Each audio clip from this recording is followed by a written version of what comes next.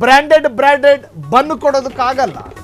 ದರ್ಶನ್ಗೆ ಈಗ ಜೈಲು ಎಂಬುದು ಸಂಪೂರ್ಣ ನರಕಮಯ. ನರಕದಲ್ಲಿ ಇರೋದಕ್ಕಿಂತ ಸಾಯೋದೇ ಮೇಲು ಅನ್ನೋ ಚಿಂತಾಕ್ರಾಂತತೆಯಲ್ಲಿದ್ದಾರೆ. ನನಗೆ ತೊಟ್ಟು ವಿಷ ಕೊಟ್ಟು ಬಿಡಿ ಎಂದ ದರ್ಶನ್. ನನಗೊಂದು ತೊಟ್ಟು ವಿಷ ಕೊಟ್ಟು ಬಿಡಿ. ದರ್ಶನ್ ಅವರ ಈ ಸ್ಥಿತಿಗೆ ಅವರೇ ಕಾರಣ. ದರ್ಶನ್ ಬೇಲು ರದ್ದು ಮಾಡುವಾಗ ಗರಂ ಆಗಿದ್ದ ಸುಪ್ರೀಂ ಕೋರ್ಟ್. ಜೈಲಿನಲ್ಲಿದ್ದಾಗಲೇ ಪ್ರಭಾವ ಬಳಸಿ ರಾಜಾತಿಥ್ಯವನ್ನ ಪಡೆದಿದ್ದ ದರ್ಶನ್. ಜನಪ್ರಿಯತೆ, ರಾಜಕೀಯ, ಹಣಕಾಸಿನ ಬಲದಿಂದ ಮೆರೆದಿದ್ದ ದರ್ಶನ್. ಜೈಲು ವ್ಯವಸ್ಥೆಯನ್ನೇ ಬುಡಮೇಲು ಮಾಡಿದ್ದ ದರ್ಶನ್. ಜೈಲಿನ ವ್ಯವಸ್ಥೆಯನ್ನೇ ಬುಡಮೇಲು ಮಾಡಿದ್ದ. ಇದೆಲ್ಲವನ್ನ ಪರಿಗಣಿಸಿ ಸುಪ್ರೀಂ ಕೋರ್ಟ್ ಆದೇಶ ನೀಡಿದ್ದ ಘನ ನ್ಯಾಯಾಲಯ. ದರ್ಶನ್ ಜೈಲಿನ ಸಿಸ್ಟಮ್ ಅನ್ನೇ ಅಲ್ಲೋಲ ಕಲ್ಲೋಲ ಮಾಡಿದ್ದ ಪುಣ್ಯಾತ್ಮ. ವಿಚಾರಣಾಧೀನ ಕೈದಿ ಆತ. ಜುಡಿಷಿಯಲ್ ಕಸ್ಟಡಿ, ನ್ಯಾಯಾಂಗ ಬಂಧನದಲ್ಲಿದ್ದಾನೆ. ಆತ ಏನು ಸಜಾ ಕೈದಿ ಅಲ್ಲ. ಆತನಿಗಿನ್ನೂ ಶಿಕ್ಷೆ ಪ್ರಮಾಣ ಪ್ರಕಟನೂ ಆಗಿಲ್ಲ.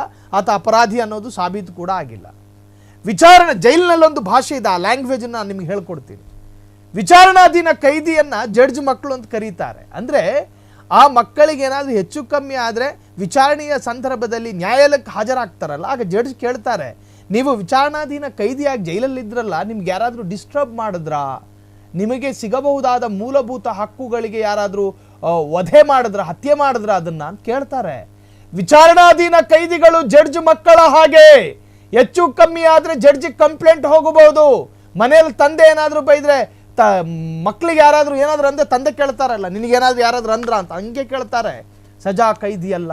ಆದರೂ ಕೂಡ ವಿಚಾರಣಾಧೀನ ಕೈದಿ ಥರ ಇರಬೇಕೆ ಹೊರತಾಗಿ ಟೈಟ್ ಫಿಟ್ ಟೀ ಶರ್ಟ್ ಹಾಕ್ಕೊಂಡು ನಟೋರಿಯಸ್ ರೌಡಿಗಳ ಪಕ್ಕದಲ್ಲಿ ಕೂತ್ಕೊಂಡು ಬಲಗೈಯಲ್ಲಿ ಕಿಂಗ್ ಸಿಗರೆಟ್ ಹಿಡ್ಕೊಂಡು ಕೈಯಲ್ಲಿ ಫಿಲ್ಟರ್ ಕಾಫಿ ಹಿಡ್ಕೊಂಡು ಶೋಕಿ ಮಾಡೋದಲ್ಲ.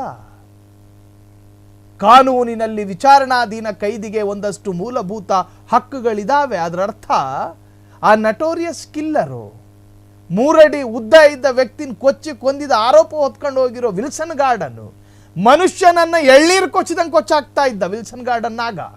ಅವನು ಮೇಲಿರೋ ಪ್ರಕರಣಗಳು 1-2.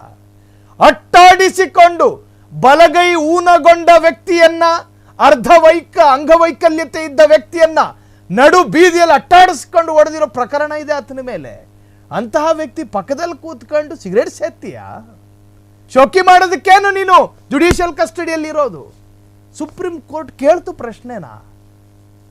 ಹೈಕೋರ್ಟ್ ವಿವೇಚನೆಯನ್ನ ಮರೆತುಬಿಟ್ಟು ಜಾಮೀನು ಕೊಟ್ಟಿದೆ ಅಂತ ಹೇಳ್ತು.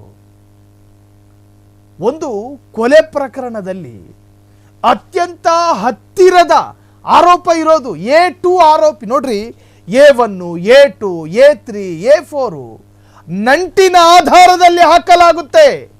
A1 ಯಾಕೆ ಆರೋಪಿ ಪವಿತ್ರ ಗೌಡ ಆದ್ಲು? ಕಾರಣ ಆಕೆ ಪ್ರೇರಣೆ ಅನ್ನೋದು ಈ ಕೊಲೆಗೆ ಇನ್ಸ್ಪೈರೇ ಆಕೆ.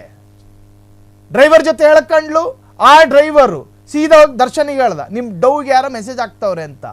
ಕ್ಷಣದ ಸುದ್ದಿಗಳಿಗಾಗಿ ಫ್ರೀಡಂ ಟಿವಿ ಸಬ್ಸ್ಕ್ರೈಬ್ ಮಾಡಿ, ಲೈಕ್ ಮಾಡಿ ಹಾಗೂ ಫಾಲೋ ಮಾಡಿ. ಹೊಸ ಸುದ್ದಿಗಳ ನೋಟಿಫಿಕೇಶನ್ಗಾಗಿ ಬೆಲ್ ಐಕಾನ್ ಮೇಲೆ ಕ್ಲಿಕ್ ಮಾಡಿ.